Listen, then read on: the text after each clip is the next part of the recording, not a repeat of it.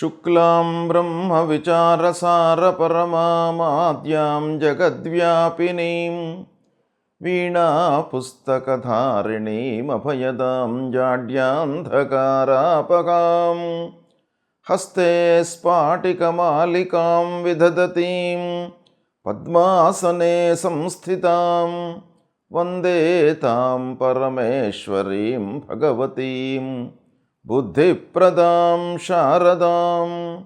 శ్రీ మహాగణాధిపతయే నమః. శ్రీ మహాసరస్వత్యై నమః. శ్రీ గురుభ్యో నమః. 2025వ సంవత్సరము మార్చి నెల లోపల వృశ్చిక రాశి జాతకులకు, అంటే వృశ్చిక రాశిలో జన్మించినటువంటి వారికి గోచార ఫలితాలు ఎలా ఉన్నాయో తెలుసుకుందాం.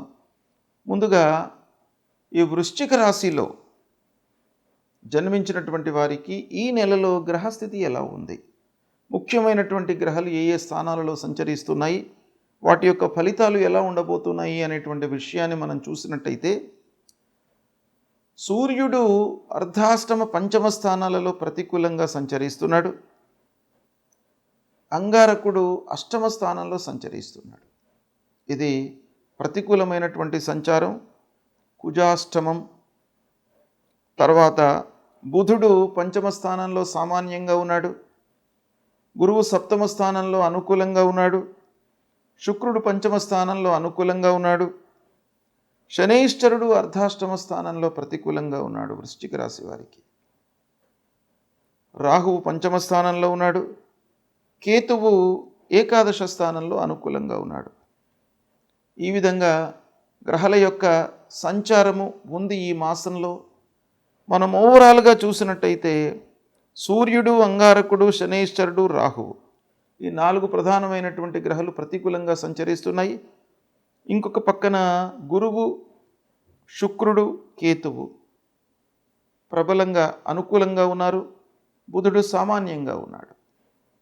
అయితే ఓవరాల్గా మనం ఈ గ్రహస్థితిని సమీక్షించినట్టయితే సామాన్యమైనటువంటి ఫలితాలు, కొన్ని రంగాలలో, కొన్ని కార్నర్స్లో, కొన్ని విషయాలలో మంచి ఫలితాలు ఉంటూ, కొన్ని విషయాలలో మనను ఆలోచింపజేసేటువంటి స్థితిని ఇస్తాయి ఈ గ్రహాలు. కనుక ఓవరాల్గా మనకు సామాన్యంగానే ఉంటుంది. కాబట్టి కొంత జాగ్రత్తతో నిర్ణయాలు తీసుకోవాలి. ఆచితూచి నిర్ణయాలు తీసుకోవాలి. ఆచితూచి నిర్ణయాలు అనంటే, మీరు నిర్ణయం తీసుకునే ముందు ఆ విషయం గురించి పరిపూర్ణమైనటువంటి జ్ఞానాన్ని మీరు పొందాలి. అంటే ఆ విషయం యొక్క పూర్వాపరాలు, ఏ పనినైతే మనం ప్రారంభించాలి అనుకున్నామో, ఏ నిర్ణయం అయితే మనం తీసుకోవాలి అనుకున్నామో, ఆ దాని గురించి పూర్వాపరాలు, అంటే ముందు వెనుక దాన్ని మనము పాజిటివ్గా, ఈ నిర్ణయం తీసుకుంటే మనకి ఏం ఫలితం వస్తుంది, దానికి విభిన్నమైనటువంటి నిర్ణయం తీసుకుంటే ఏం ఫలితం వస్తుంది, మీరు బేరీజు వేసుకున్న తర్వాతనే మీరు నిర్ణయాలు తీసుకోవాలి. ఇక ఇంటి వాతావరణం మట్టుకు ఈ మాసంలో మీకు సంతృప్తికరంగా ఉంటుంది. భార్య, పిల్లలు, కుటుంబ పెద్దల యొక్క సహాయ సహకారాలు మీకు బాగా లభిస్తాయి. ఇక బయట వ్యక్తులతో తరచుగా కలహాలు, ఇది చాలా మీరు జాగ్రత్త పడాలి. వృశ్చిక రాశి వారు ఈ మాసంలో స్నేహితులతో కానివ్వండి, బంధువులతో కానివ్వండి, చిన్ననాటి మిత్రులతో కానివ్వండి, లేదా మనకు సమాజంలో ఒక ఉన్నత స్థితిలో ఉన్నటువంటి వారితో కానివ్వండి, ఎవరితోనైనా కూడాను మీరు మాట్లాడే ముందు, లేదా వారితో ఒప్పందాలు చేసుకునే ముందు చాలా జాగ్రత్తగా నిర్ణయాలు తీసుకోవాలి. వారి మూలకంగా అనవసరమైనటువంటి కలహాలు, భేదాభిప్రాయాలు వచ్చేటువంటి అవకాశాలు బాగా ఉన్నాయి. తద్వారా మీకు మానసికమైనటువంటి ఇబ్బందులు కూడాను ఒక పక్కన గోచరిస్తున్నాయి. కనుక కొంత జాగ్రత్త అవసరము. ఇక ఆదాయ విషయం ఆలోచించినట్టయితే నిలకడగానే ఉంటుంది. డబ్బు వస్తుంది. మీరు చేసేటువంటి వ్యవహారము, వృత్తి, వ్యాపారము, ఉద్యోగము, వీటి మూలకంగా మీకు డబ్బు వస్తుంది. కానీ అర్ధాష్టమ శని ప్రభావం బాగా ఉంది కనుక ఖర్చులు విపరీతంగా పెరిగిపోయే అవకాశాలు ఉన్నాయి. తద్వారా ఏమవుతుంది, సంతోషం లేకుండా ఉంటుంది. మనం సంపాదిస్తున్నాము అనేటువంటి సంతోషం ఉండదు, డబ్బులు వస్తున్నాయి అనేటువంటి తృప్తి ఉండదు. కనుక మీరు చేయవలసింది ఏంటంటే ఖర్చులను నియంత్రించుకోవాలి. కొన్నిసార్లు అనవసరమైనటువంటి వాటికి డబ్బు మనం ఖర్చు పెట్టవలసి వస్తుంది. అప్పుడు మనకు ఏంటంటే ముఖ్యమైనటువంటి పనులు హ్యాండిల్ చేసేటప్పుడు చేతిలో డబ్బు లేకపోవడం మూలకంగా కొన్ని పనులు వాయిదా పడేటువంటి అవకాశాలు ఉన్నాయి. కనుక అలాంటి స్థితిని మీరు క్రియేట్ చేసుకోకుండా జాగ్రత్త పడాలి. ఒకవేళ మీరు ఈ స్థితిని ఓవర్లుక్ చేసినట్టయితే అప్పులలోకి వెళ్ళిపోతారు. రుణ బాధ మళ్ళీ మిమ్మల్ని వెంటాడుతుంది. కాబట్టి ఖర్చులను నియంత్రించుకోవడం తప్పకుండా ఈ మాసం వృశ్చిక రాశి వారికి అవసరము. ఇక ఉద్యోగస్తులకు తోటివారితో సఖ్యత నెలకొంటుంది. అన్నదమ్ములు, బంధువులు, పనివారు వీళ్ళందరితో కూడాను ఏదో ఒక విషయం లోపల మీకు తగాదాలు ఏర్పడేటువంటి అవకాశాలు ఉన్నాయి. కాబట్టి ఈ మాసము దీర్ఘ చర్చలకు అంటే డీప్ డిస్కషన్స్కి మీరు తావివ్వకుండా ముక్తసిరిగా మీకు ఎంత అవసరమో అంతవరకే చర్చించండి.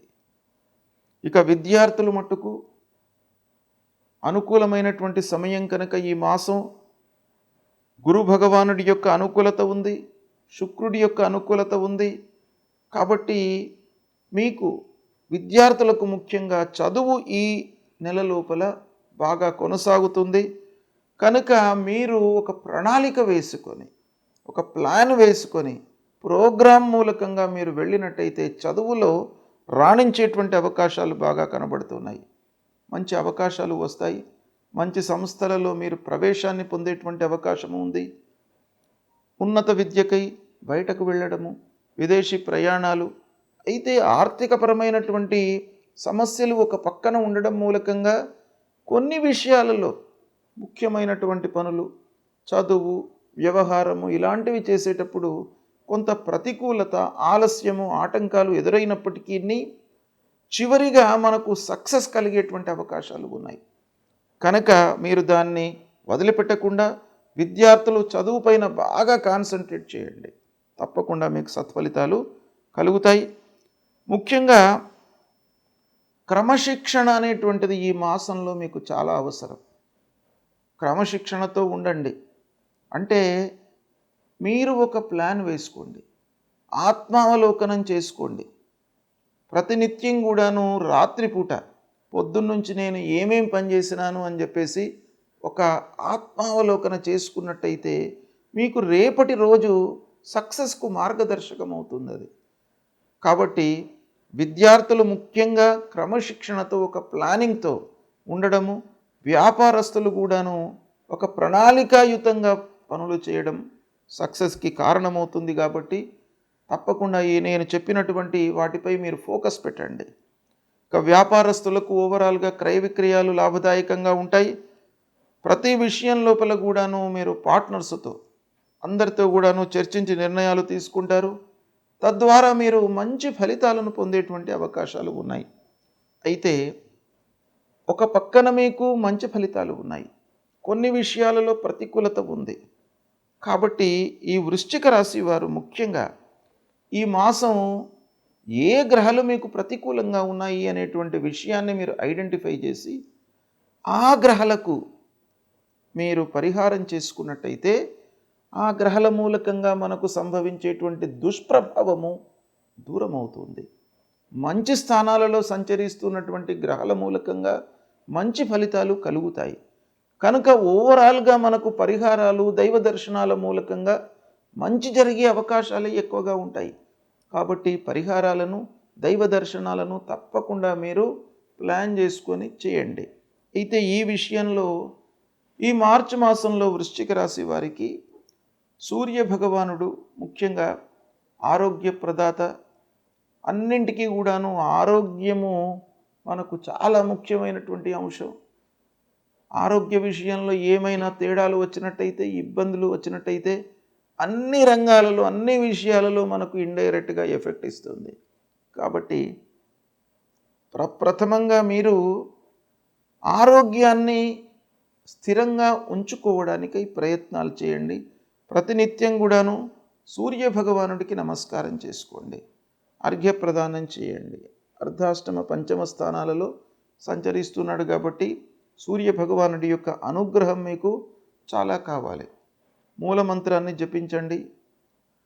సూర్యనారాయణుడి ప్రీత్యర్థమై మీరు తప్పకుండా అర్ఘ్యప్రదానం చేయండి.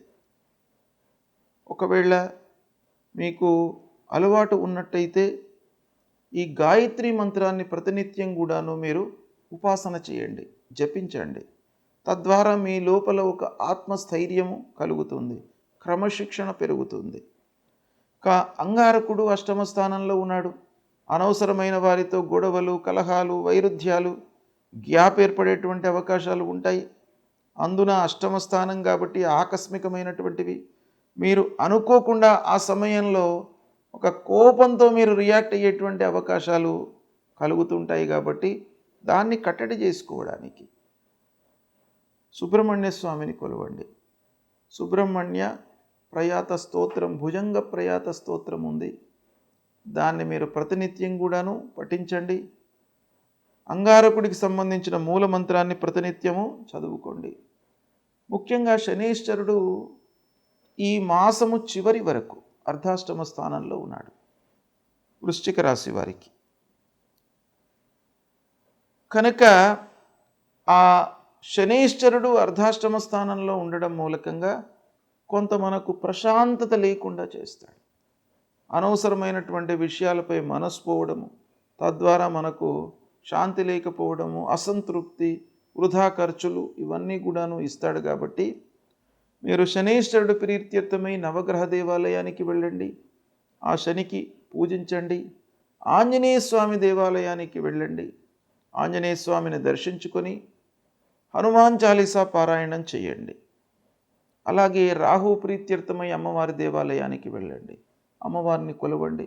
అమ్మవారి అనుగ్రహంతో మీకు అన్నీ కూడాను సవ్యంగా జరుగుతాయి. ఈ విధంగా పరిహారాలు చేసుకున్నట్టయితే శుభ ఫలితాలనే ఎక్కువగా మీరు అనుభవించే అవకాశాలు ఉంటాయి. శుభం.